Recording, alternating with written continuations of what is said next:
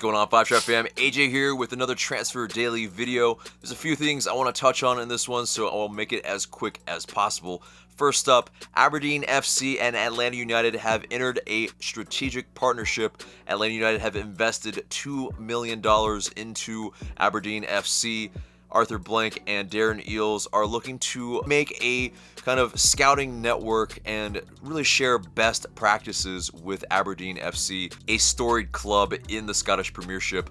They're looking to kind of compete more with the likes of the big boys in Rangers and Celtic FC, but in terms of what they can bring us as well, they can bring some of their players that we're looking to fill out the roster with, and some of our players can go on and get on a loan with them. So there are a number of ways that Atlanta United can benefit from a partnership like this. So what do you guys think about this? Let us know in the comments below. But next up is the waiver draft in MLS was today.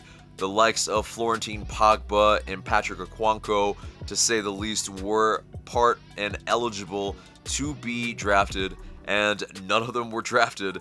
So that means they are going to be free agents and they are able to sign with anybody. Now, Florentine Pogba, it's a very interesting situation. I mean, he's a very talented player, as we all saw, but maybe it's the higher contract, maybe it's the rumors of him wanting to return back to Europe, and that's maybe deterring teams from picking him up. What do you guys think? Is it something else? But who would you have picked up? I'll put a link in the description box below of the available players.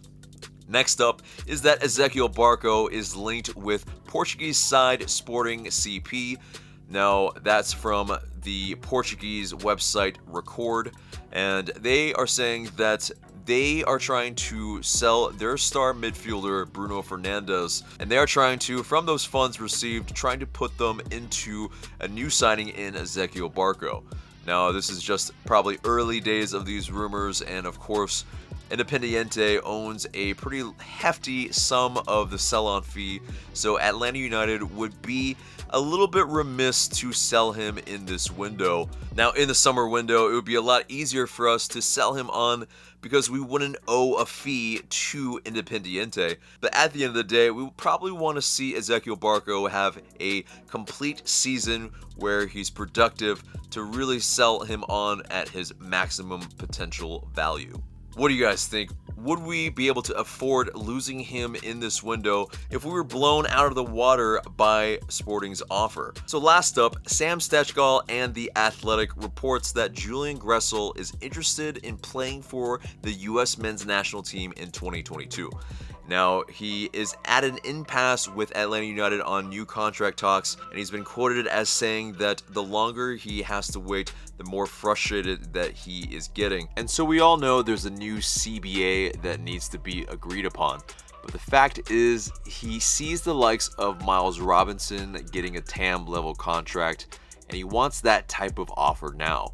He's aware he wouldn't command DP money, but he feels like he's been producing no matter where he's played. But as much as he loves playing for Atlanta United, he realizes that in order for him to have a chance at playing for the U.S. men's national team, it may also mean that in order for him to stay in the United States so that he would be eligible, he would have to move to another team if he doesn't get the contract that he desires from Atlanta United. Is this a case of Julian Gressel being impatient, or is it a case of Atlanta United not making him a priority? So what do you guys think of all this? I know there's a lot of players rumored to be leaving or leaving at the moment. It's going to be a big offseason for Atlanta United, so stay tuned for all of the news.